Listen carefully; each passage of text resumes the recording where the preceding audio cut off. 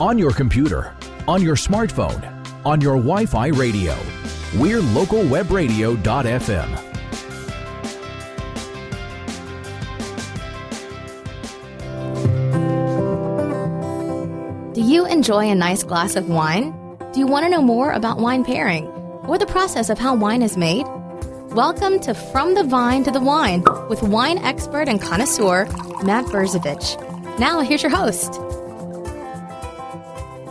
Hi, I'm your host, Kimberly Henrie, and I'm here with Matt Brzovic, your local wine expert. And today we are talking with Matt about celebrating Malbec World Day around the globe.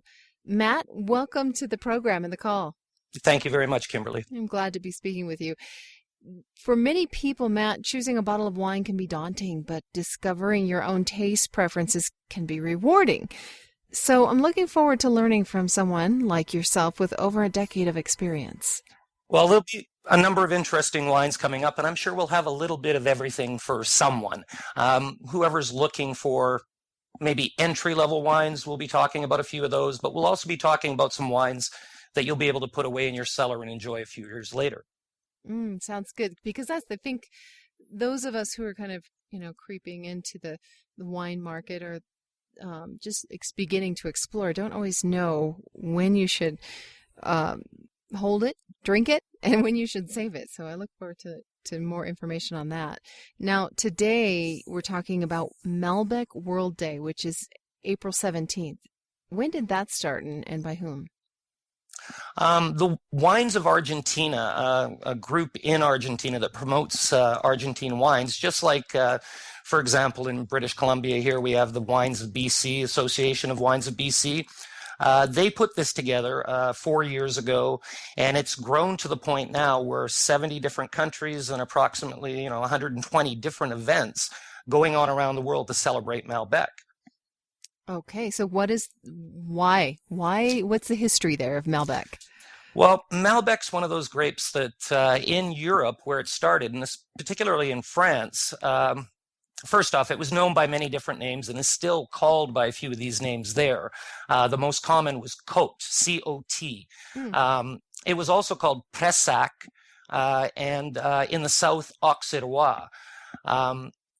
It used to be a Bordeaux grape, it was quite a large proportion of the Bordeaux blends until probably 1600s. It was still a lot of Bordeaux had Malbec in it in large numbers. But as we went farther along, it started to fall into disfavor. It's not a grape that's well suited to disease. And phylloxera, the disease that started wiping out a lot of the vines in the mid-1800s in Europe, that was one of the reasons that the grape started being pulled up. Cahors, which is a place in the south of France, that is the spiritual home, basically, of Malbec right now. When you get your wines from Cahors, they say Malbec on the front. It'll be 70% will be Malbec in the bottle. The other grapes that are common there are Syrah, Mourvèdre, Petit Syrah, Counoise, things like that. The British actually called it the big black red wine. It's a black, dark color that has some earthy tones, some rusticity to the edges of it. But how did the grape get to South America? That was the next part of the story. Mm-hmm. It slowly made its way across with a lot of the immigrants that were coming from Spain, especially Italy. They brought their grapes themselves. The idea was that, grape is a part of everyday life for them, and they wanted to have it there. So Malbec wasn't one of the first grapes to come. There was a lot of grapes such as Tempranillo, Syrah made its way down there. A lot of the common Italian grapes, Nebbiolo, they're all popular there. But Malbec eventually came over in cuttings, and there's a couple of different stories as to how it got there. The main thing is that it did get to Argentina, and there it found its best expression. So when you say best expression, it was the environment great for Malbec there? It was. It ended up becoming a grape that everybody started using. Beautiful environment down in South America. Phylloxera wasn't a problem. They weren't having all the same issues that they were having all over Europe. But they started playing around with altitude.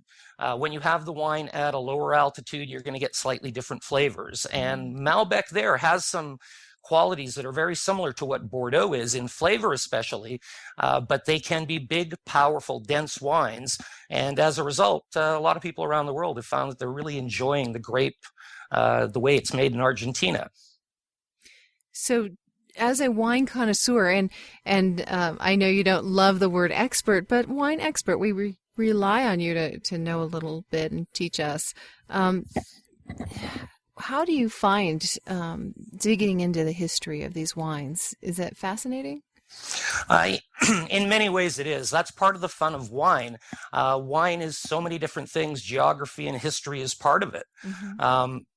I love the fact that it can be science, it can be physics, it can be biology, geology. All of this is all involved in wine, and also very much the place. The way that Malbec comes out in Argentina is a totally different animal than what it would be in Cahors. And if you have the two bottles side by side, you'll kind of see what that difference is. There's, like I said, a little bit of rusticity in a lot of those wines, a little, maybe a good way to put it would be the ones from South America tend to be bigger, fuller, denser, and more polished. The ones from Europe, from Cahors, tend to be more country wines, more made in the style that has been made there for hundreds and hundreds of years. The style from Argentina is a relatively new style, but it's finding wide acceptance around the world. Consumers are going to it in droves because it's an alternative to Cabernet. Mm-hmm. Okay, that's helpful information. We will be back. We're going to take a quick break. I'm Kimberly Henrie with Matt Brzovic. And after the break, Matt will talk more about Malbec wines, their flavor, and why they are so popular. More From the Vine to the Wine with Matt Brzovic after this. Hillcrest Bakery and Deli presents Old Time Radio on the Specialty Channel on localwebradio.fm. Hillcrest Bakery and Deli prepares a delicious home-cooked meal, including dessert, just like Mom did. One weekend each month with specialty dinners for Easter, Thanksgiving, and Christmas. A favorite among locals, these individually prepared meals always sell out fast. Pre-order by calling Hillcrest Bakery and Deli at 604-531-1750. That's 604-531-1750. Are you struggling with a dental or oral health issue? Dr. Norm Ickert from Ickert Dental Implant Center is committed to improving your quality of life with the very best in modern and advanced dentistry.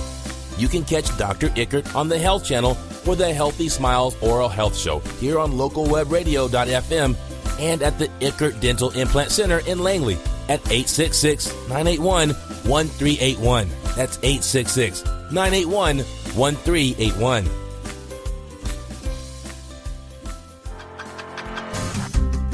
Buying or selling a home on the Semiahmoo Peninsula? Catch up on local market conditions on This Week in Real Estate with Lance and Connie Marples from Sutton West Coast Realty on localwebradio.fm. To schedule a face-to-face consultation, you can reach Lance and Connie at 604-538-8888. That's 604-538-8888. And visit them online at www.surreywhiterockhomes.com.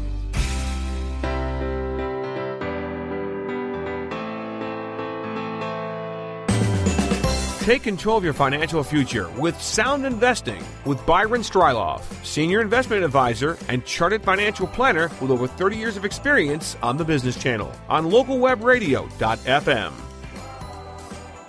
Now, back to From the Vine to the Wine with Matt Brzovic.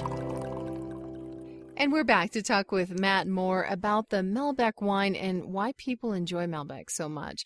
Matt, we talked a little bit about the different flavor profile of Malbec. Can you kind of, expand a little bit on it? Expand a little bit, but also kind of bring it in for us. Yeah, Malbec has depending on where it's grown, as I was saying earlier, if you've got a Malbec that's grown on a lower elevation, you'll probably end up with a little more of that red fruit spectrum, raspberries, maybe red cherries, strawberries, in that kind of area.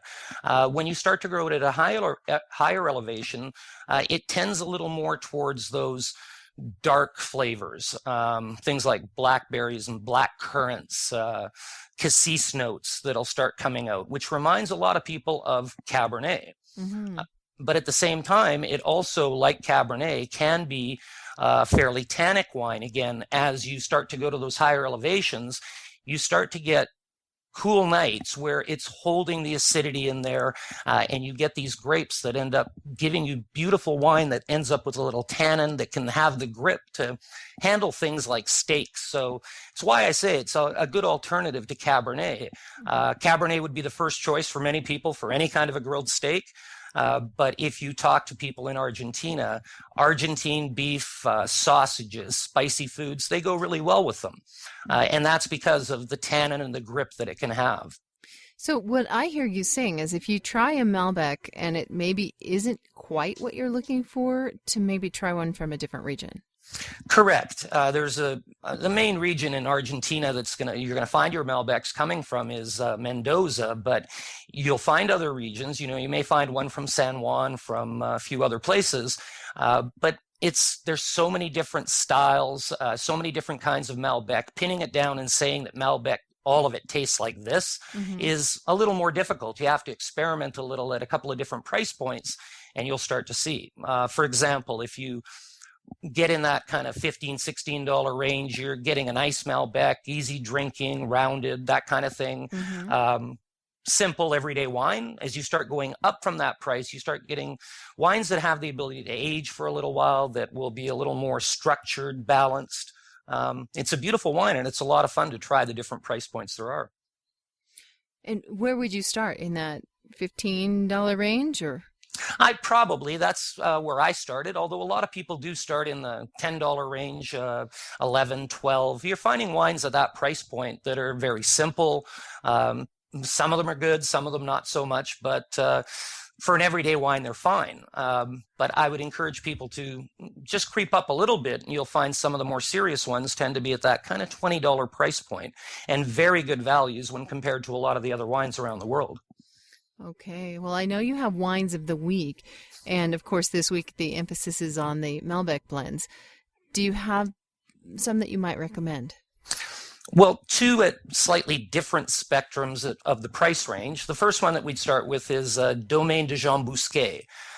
This is a $15.99, $16.99 little wine that everyday wine, nice, a little bit of red fruit to it, a very light oak. This vintage of the wine, the current vintage, is fantastic. It really pairs well with a lot of those foods that you're going to have on the barbecue that are going to have a little bit of a sweet sauce to it, like a barbecue sauce. But an everyday wine, a good introduction that'll give you some of the flavors that you're going to be getting from Malbec, but more on that red side. Now, the second wine that we have this week is the Catena Malbec. And Catena at, I think, $21 or $22. This is a wine that in 3 or 4 vintages now that I've had it has been an exceptional value. It's a little more of that dark fruit. There's a little toasty vanilla notes that come through, but it definitely is a wine with a grip to it that will handle a steak and that protein beautifully. Really good wine for the price. And between those two wines, you'll see a difference, a marked difference as to how much sweetness there is. The first one will have definitely a little bit more fruit. The second one is a little darker, a little more black fruit, but it's not as fruity. And as a result, I think steak beautifully goes with it. And that's the Catena. Catena Malbec, yes. Malbec. Okay, that's right up my alley. Well, I like that dark flavor. I like those wines too. I have to admit, I started with a lot of wines that were in more of that red spectrum, a little bit fruitier. But wine is one of those things that as you go along and you start trying different wines, your palate starts to change and you find things that maybe you didn't care for before start to be a little more interesting. And that's kind of the reason for trying a few different Malbecs and seeing where it leads your palate. Wonderful. Well, Matt, I've enjoyed talking with you and hearing your depth of knowledge around Malbec and Malbec World Day and the history of how Malbec migrated and what it's become. I look forward to speaking with you again next time when we'll be talking about